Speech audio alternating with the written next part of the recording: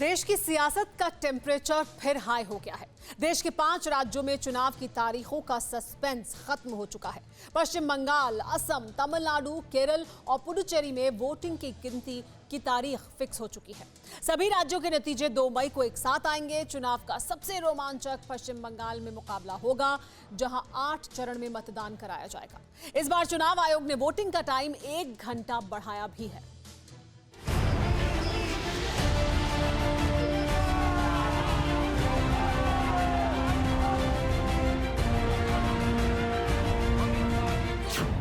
मौसम की गर्माहट के साथ ही अब देश में सियासत भी गर्माने वाली।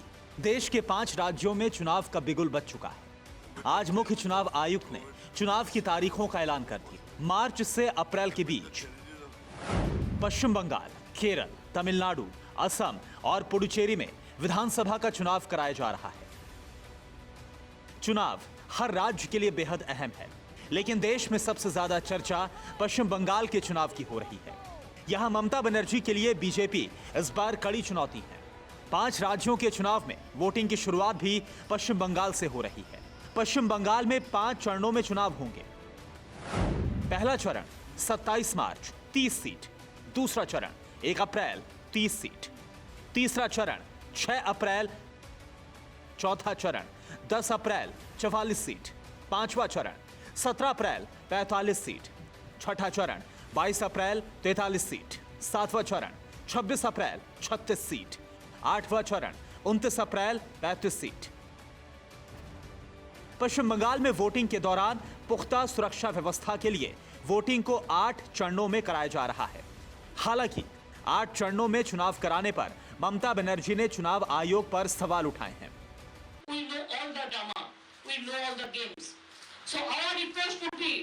Please see, BJP has the agency power, BJP has the government of India power, but one central government cannot misuse their own power for a state election. And if you do it like this, if you allow it like this, then there will be a big blunder. 2019 के लोकसभा चुनाव में BJP को 42 में से 18 सीटों पर जीत मिली थी। यही वजह है कि इस बार बीजेपी की स्थिति मजबूत मानी जा रही है। असम में 3 फेज में चुनाव कराए जाएंगे। पिछली बार यानी 2016 में यहां बीजेपी की सरकार बनी थी। बीजेपी का मुकाबला यहां कांग्रेस और एआईयूडीएफ के साथ है। Assam general assembly elections 2021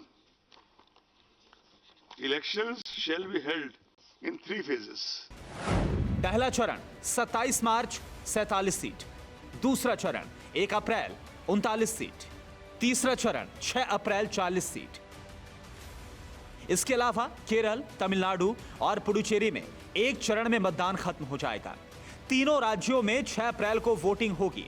Kerala इस वक्त देश में लेफ्ट का आखिरी गढ़ है। केरल में 140 सीटों पर चुनाव होने हैं। सभी राज्यों के नतीजे 2 मई को आएंगे।